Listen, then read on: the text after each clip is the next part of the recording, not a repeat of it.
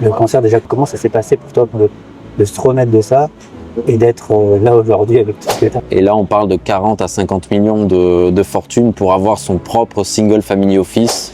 Ensuite, il y a tout ce qui est crédit.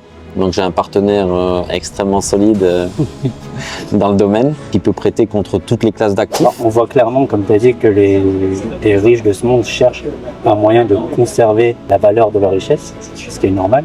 Alors, comment tu vois la demande vis-à-vis des cryptos, de Bitcoin? En gros, ce qu'il voulait me dire, c'est casse-toi. Ouais. T'es pas notre client. En fait, c'est le endgame, c'est la fin du jeu, parce que au final, tu es payé pour Ah ouais. être qui tu es en fait. Et ça, T'es c'est payé le... juste pour vivre. Et au début, tu as le syndrome de l'imposteur. Parce que tu te dis, je vais pas faire payer quelqu'un quelque chose qui me fait plaisir. Ça me fait plaisir de le faire, donc je vais pas le faire payer. Ouais.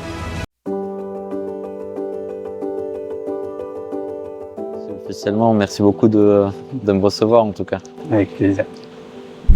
Du coup, comme je le fais habituellement au début de mes vidéos, je m'appelle Abel Raberin, je suis gestionnaire de fortune international et mon objectif, c'est de former les autres gestionnaires de fortune à Bitcoin, ou en tout cas qu'ils comprennent l'intérêt de Bitcoin.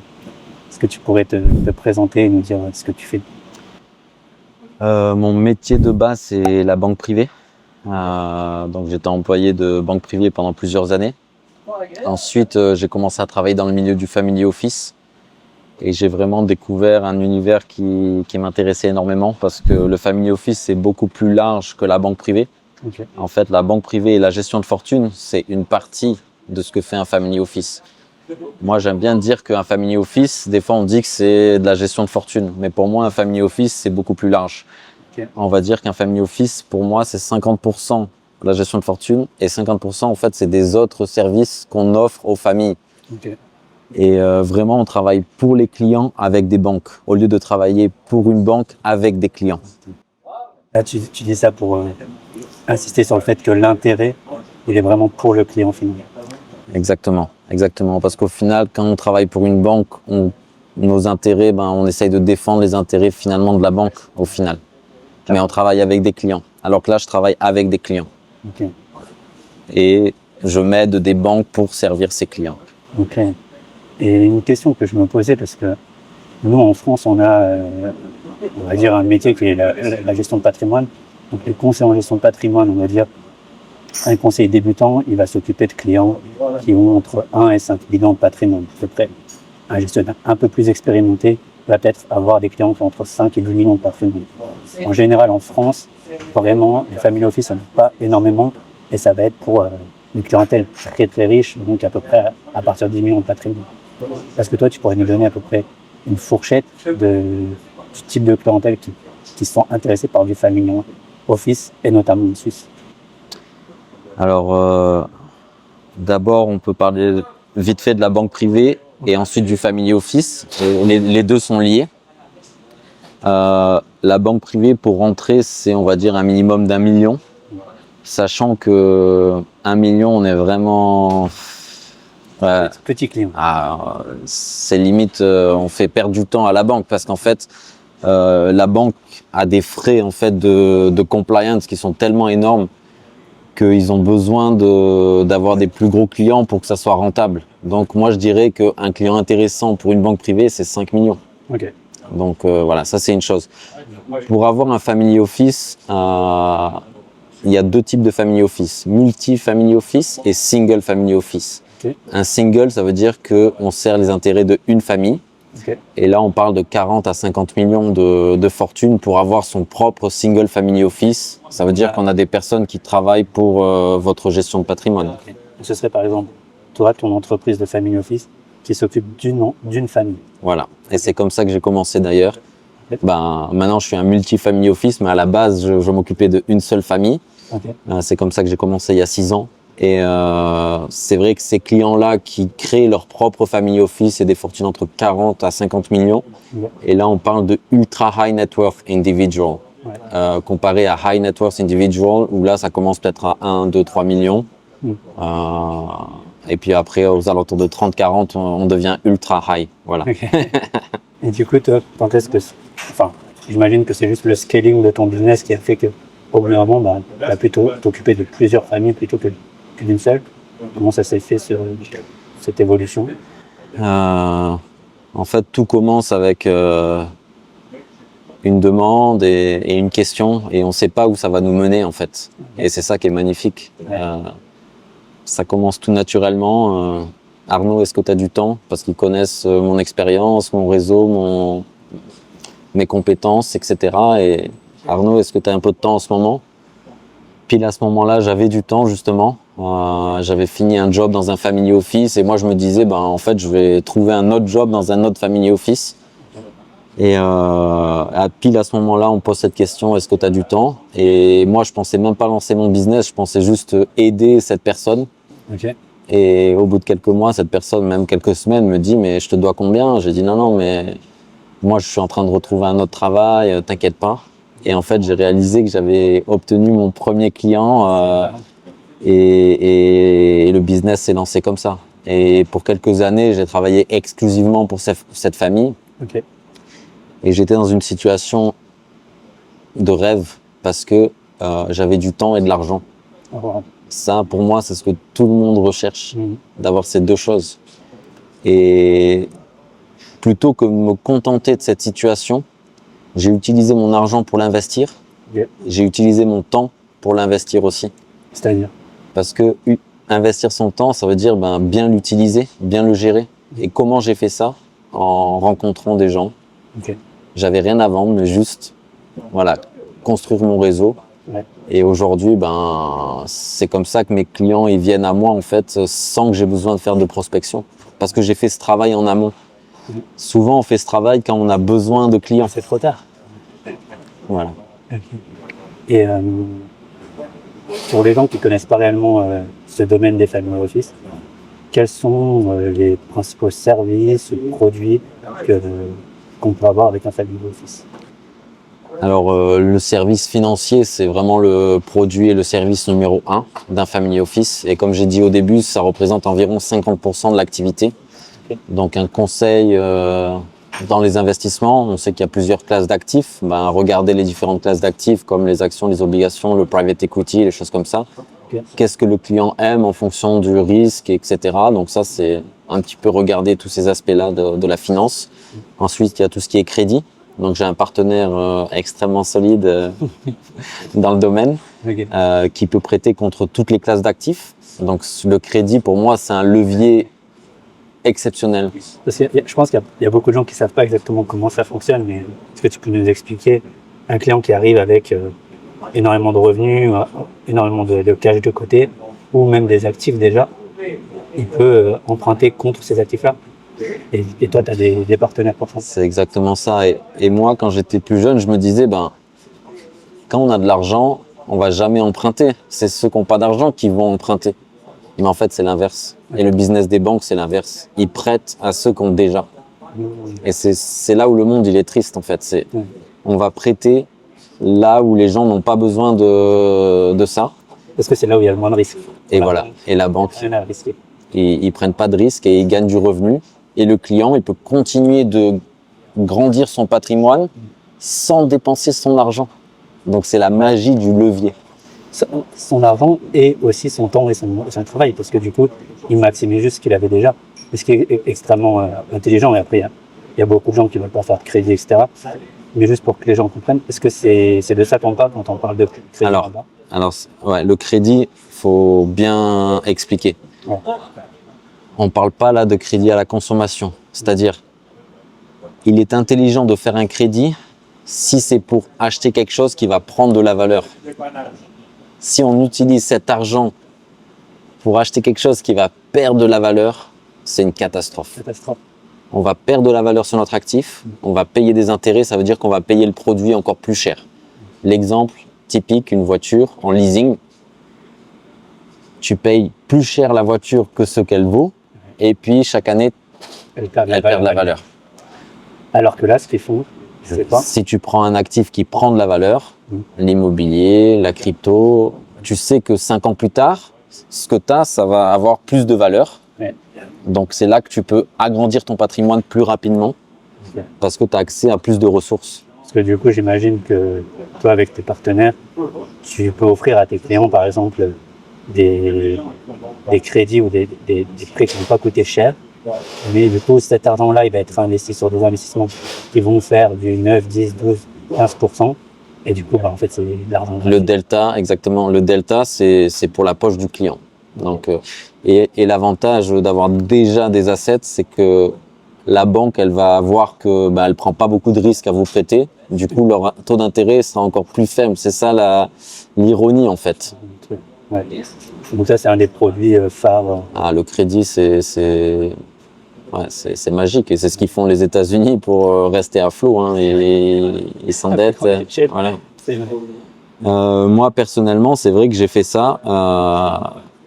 Ce qui est dur dans l'immobilier en Suisse, par contre, c'est de commencer, parce qu'il y a cette histoire d'apport, etc. Mais une fois qu'on commence, j'ai été surpris que la banque m'appelle pour me demander si je voulais acheter d'autres biens. C'est vrai. C'est incroyable. Est-ce que tu peux nous raconter ça? Comment ça se passe? Mais en fait, ils ont dans leur système des alertes et ils voient que ton bien, il prend de la valeur par rapport à la somme qu'ils t'ont prêtée. Ils savent qu'ils n'ont aucun risque à te prêter. Donc, ils te disent, est-ce que tu veux qu'on te prête plus? Oh, wow. Et donc là, si tu achètes encore un bon truc, ça continue. Et tous les 2 ans, la banque te dit, est-ce que tu veux plus? Est-ce que tu veux plus? Est-ce que tu veux Et plus? donc, tu achètes des biens. Donc c'est ça qui s'est passé pour moi et j'ai découvert en fait, Ah, tu connaissais pas forcément. les banques elles prêtent, mais elles prêtent que à certaines personnes. C'est comme on parlait des services que j'offre, les montres. Ouais. En Suisse, c'est la capitale des montres. Les gens ils viennent du monde entier, Watches and Wonders, etc. C'est magnifique à Genève. Ouais. Et en fait, ils ont une clientèle bien propre à eux parce que si quelqu'un rentre dans une boutique, et je l'ai fait il n'y a pas longtemps d'une marque, et j'ai dit voilà, je m'intéresse à acheter une de vos montres. La réponse qu'ils m'ont donnée, ils m'ont dit monsieur, c'est 25 ans d'attente. En gros, ce qu'ils voulaient me dire, c'est pas pour vous. Voilà, j'arrivais pas à le dire de pas être poli, mais c'est pas pour vous. Casse-toi. Ouais. T'es pas notre client. Ouais. Nous, notre client, c'est des gens qui viennent acheter pour 1 milliard de montres chaque année parce qu'ils les offrent à toute leur famille. Voilà, ça c'est nos clients. Toi, t'es pas notre client. Et une fois que tu prouves que tu peux devenir un client pour eux, là, ils t'appellent, ils t'invitent, mais c'est vraiment un monde spécial. Ouais, ça fait une bonne transition sur justement les objets de collection, les montres, les œuvres d'art, les voitures.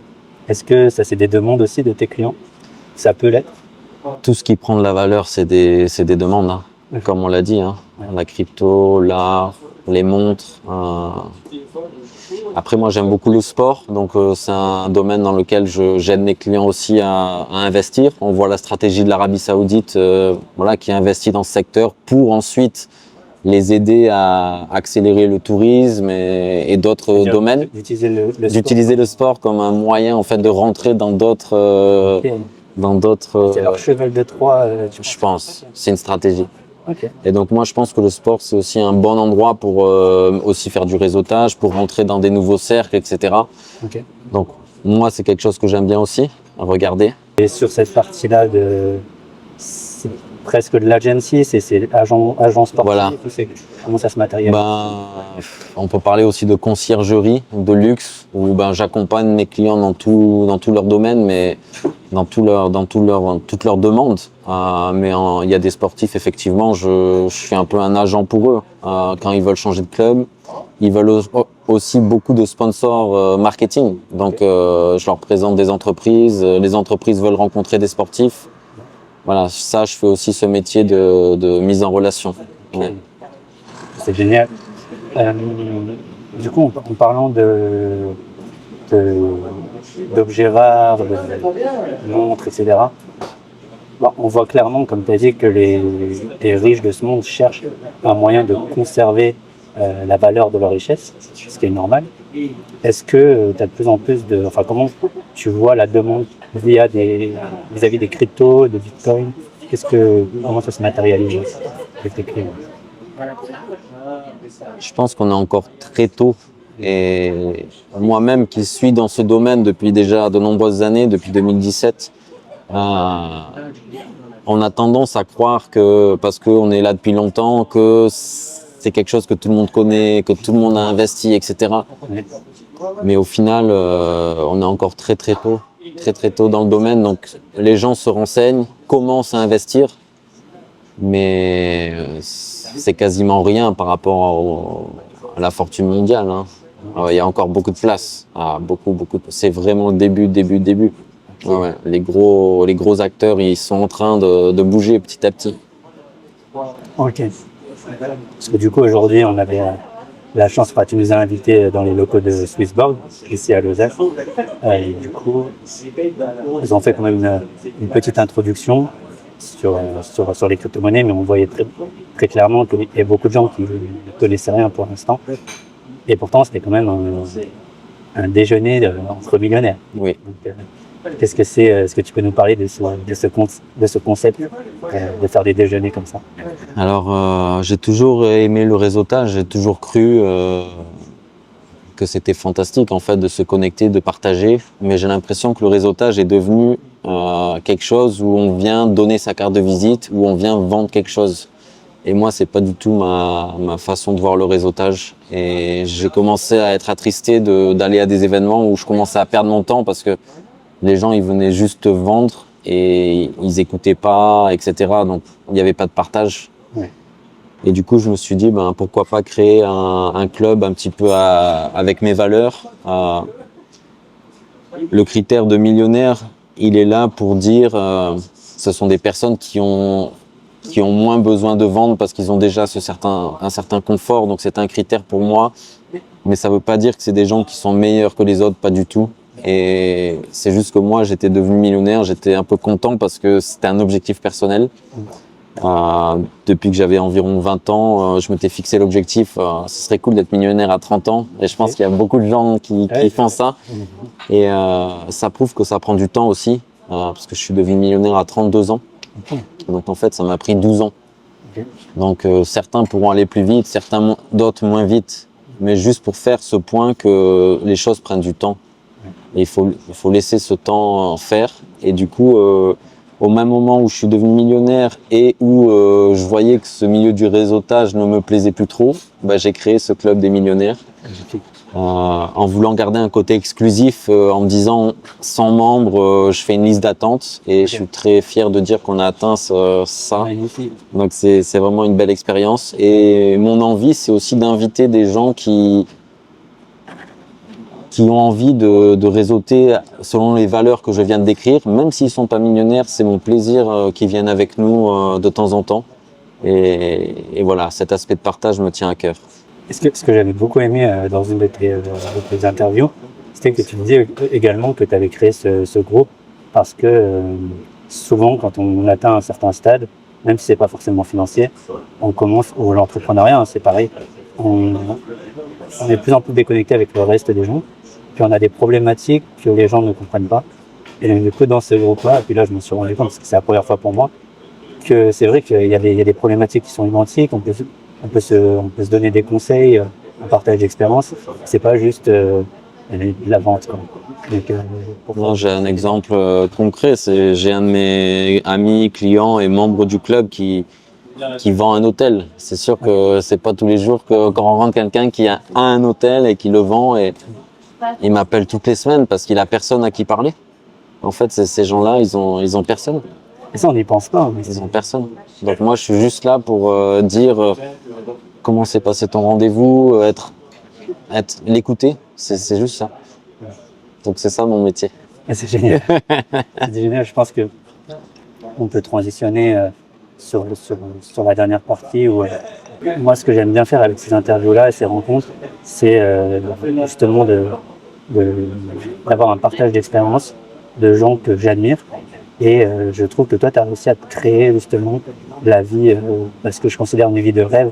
C'est-à-dire que tu as une merveilleuse famille, que tu as du temps et que tu n'es pas dans cette rat race, j'aime pas trop ce terme, mais c'est l'idée de pouvoir avoir plus dans la vie.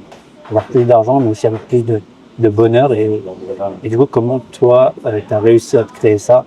Je sais que tu parles de temps en temps de la loi de l'attraction. Donc, comment t'en es arrivé là? Il y a un mot que j'aime bien, c'est l'abondance.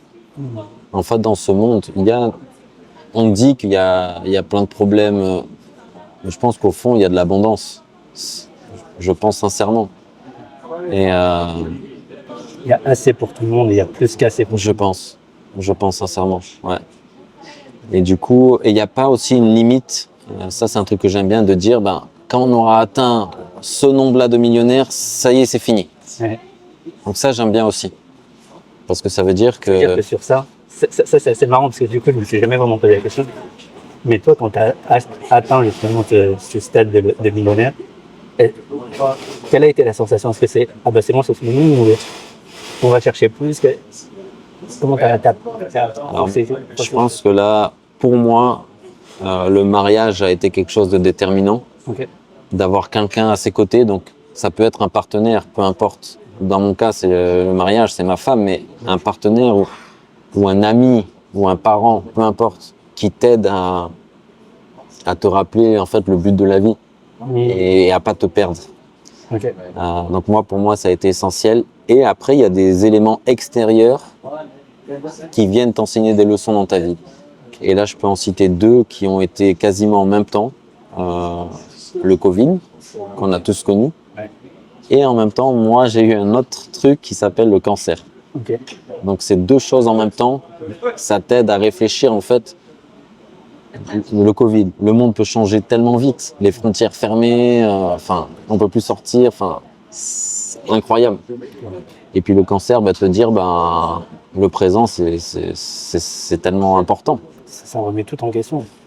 Le présent. Donc moi, maintenant, le présent, j'adore ce moment, c'est le présent. Parce qu'à ce moment-là, quand tu as eu cette annonce du cancer, t'en étais où dans ton avancée, dans ta vie en fait? C'était à quelle période? C'était il y a 3 ans, en 2021. Donc j'avais 35 ans. Donc j'avais déjà atteint, on va dire, ce cap de millionnaire. Et en fait, le Covid et le cancer, ça m'a montré que j'avais plus besoin de vraiment beaucoup travailler. Ok. Et sinon, j'aurais peut-être eu peur et me dire je dois continuer à faire plus, à gagner plus, à faire plus. Ok. Mais comme j'ai été forcé de quasiment arrêter, avec Covid et cancer, j'ai pas travaillé pendant presque 1 an. Ok. Et quand j'ai vu que mes économies, elles étaient presque au même stade, parce que justement, si on a des bons investissements, on a du cash flow. Et si nos dépenses sont pas folles, en fait, on se rend compte que dans la vie, on n'a pas besoin de tant que ça. On se casse la tête. Et on se dit, quand j'aurai ça, je serai heureux, quand j'aurai ça.